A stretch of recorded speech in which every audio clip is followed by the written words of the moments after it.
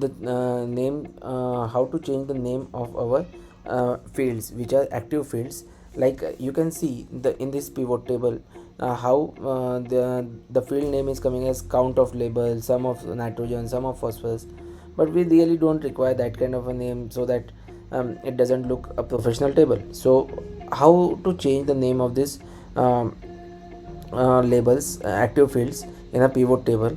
If you don't know about how to make a pivot table, you can see my previous videos on pivot table, where I have shown you basic concepts of pivot table and how to make the pivot table, and then how to create the uh, pivot table fields, how to add field items and everything in my previous videos.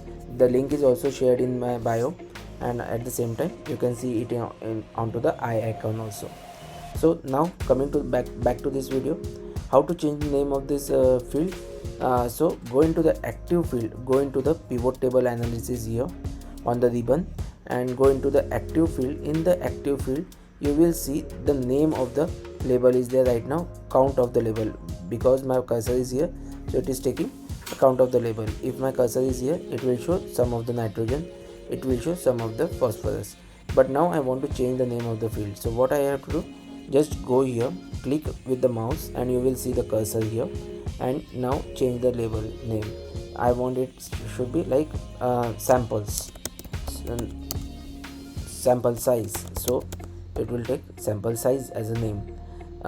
You can also change the name from by clicking here also. Like here you will see the pivot table field is open, and here you can change the name of the field name from here also. Here for example, I want to change the sum of nitrogen to nitrogen content, nitrogen content. So see, it's changed. Here also it changed. So there are two ways by which you can change the name of your active fields in the pivot table.